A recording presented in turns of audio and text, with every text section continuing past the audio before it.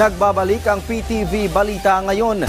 Sinimulan na ng Department of Public Works and Highways ang rehabilitasyon ng San Juanico Bridge.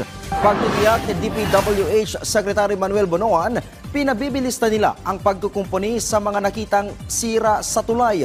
Partikular aniya rito ang approach section o bahagi kung saan nakakonekta ang roadway. Sa ngayon, tanging mga sasakyan lang na hanggang 3 tonelada ang timbang ang maaaring makadaan sa San Juanico Bridge bilang pag-iingat. Sa ngayon, as I speak, ginagawa po yung immediate retrofitting doon sa mga segments that are found to be deteriorated at saka dangerous for heavy loads. No? So ito po yung ngayon.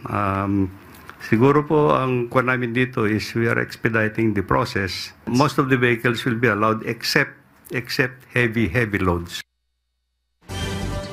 Sa ibang balita, inaasahang lalakas pa ang produksyon ng bigas sa bansa.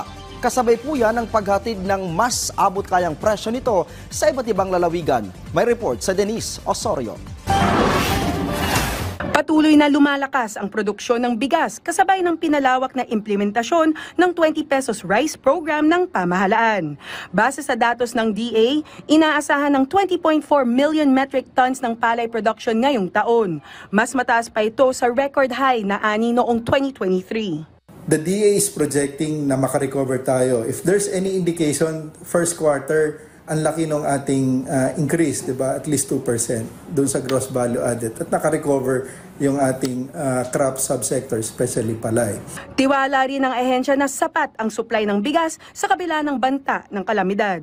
Kasabay nito, lumalawak pa ang abot ng 20 pesos bigas na inisyatiba ng administrasyon mula sa mga vulnerable sectors gaya ng 4Ps, senior citizens, PWDs at solo parents. Makikinabang na rin ang mas maraming Pilipino. Nabanggit naman ito ni Secretary, yung mga mayayaman of course dapat hindi ito available sa kanila. Ang unang makinabang outside of the vulnerable sectors, yung susunod na mahirap. Kaya tinitingnan natin dito, mga 15 million households. That's corresponding to about 60 million Filipinos.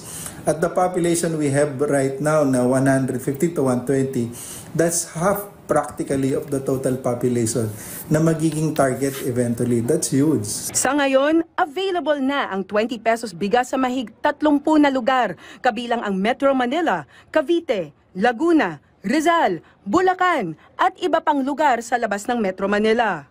Samantala, target na rin ipatupad ang mas abot kayang bigas sa Bohol, Siquijor, Southern Leyte, habang sa Hulyo naman, inaasahan na sisimulan na rin itong ibenta sa Mindanao at Bangsamoro regions. Denise Osorio para sa Pambansang TV sa Bagong Pilipinas. Samantala, alamin naman natin ang iba pang balita mula sa PTV Davao mula kay Jay Lagang. Mayong adlaw, 8 ka minor de edad ang gidakop sa mga sakop sa Buhangin Police Station sa Davao City netong Mayo 19 ning tuiga human nga nasakpang naglatagaw pa sa dalan lapas sa curfew hours. Gipatawag sabdayon ng atensyon sa mga ginikanan sa mga bata o gipasabot kanila ang ilang katungod sa pagbadlong o pagbantay sa ilang mga anak aron nga malikay kini sa disgrasya o mabiktima sa kriminalidad. Sa datos sa Davao City Police Office, ana sa kapin gatos ka mga minor ang ma-rescue sa kapulisan kada semana sa ilang ginapahigayong curfew on minors operation. Din sagad kanila ang nagbayis-bayis kadalanan og mag-inom kauban ng ilang mga barkada. Subay niini nanawagan ang kapulisan sa mga ginikanan o guardian nga bantayan gayud ang ilang mga anak o ginaatiman nga mga minor de edad o dili tugdang mugawas 10 oras sa gabi.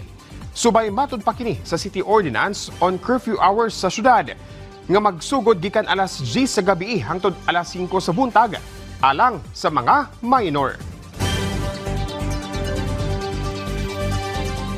Padayon ng mga senior citizen sa Davao City sa pag-update sa ilang ID card sa Office of Senior Citizens Affairs kon OSCA.